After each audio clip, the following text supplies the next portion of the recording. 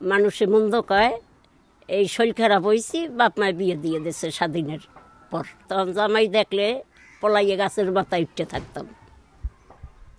গল্পটা আজ থেকে প্রায় ৪৫ বছর আগের। নিরাপত্তাহীনতা, সামাজিক প্রথা, দারিদ্রতা, অজুহাত যাই থাকুক, এই শতাব্দীতে এসে লালবানুদের গল্পের প্রেক্ষাপট কি পাল্টেছে? বলছি রাজধানীর সাততলা বস্তিতে থাকা তানিয়া বেগমের কথা। জেএসসি পরীক্ষার প্রস্তুতি নেওয়ার আগেই বছরখানেক আগে বিয়ে হয়ে যায় তার।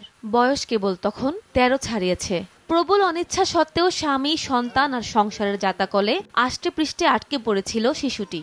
একই দশা এলাকার সোমা আক্তারেরও। মা দেখো ছোট বয়সে এত বললো যে না, এখন যে অবস্থা বিয়ে শাদী দেয় ভালো, বেশি বয়স হলে মানুষের নানান কথা কয়। বিয়ে দিয়ে দিছে, তাদের খাওয়ার সমস্যা হয়, তা চলতে ফিরতে সমস্যা, তার জন্য দিয়ে দিছে।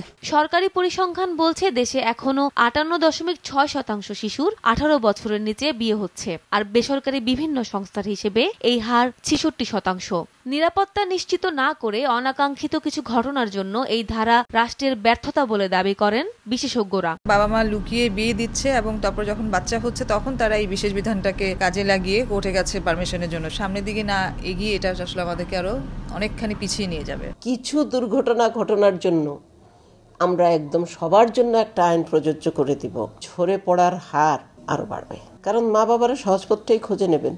অন্যদিকে কন্যা শিশু নিরাপত্তা নিশ্চিত করা শুধু রাষ্ট্রেরই দায়িত্ব নয়, সেই সাথে অভিভাবকদের সচেতন হবার পরামর্শ দেন মন্ত্রী। কোন শিশুকে দেখার দায়িত্ব শুধু কিন্তু সরকারের নয়, অভিভাবকেরও আছে। ১৮ বছরের নিচে আমরা বলছি তার আমরা বিয়ে দিতে চাচ্ছি না, কিন্তু তাকে আমি একেবারেই ছেড়ে দিলাম নিশ্চিন্ত মনে, সেটা চলবে না। ১৯২৯ সালের আইনটি সংশোধন করে গত ২৪ নভেম্বর বাল্যবিবাহ নিরোধ আইন ২০১৬ খসড়ার অনুমোদন দেয় মন্ত্রিসভা।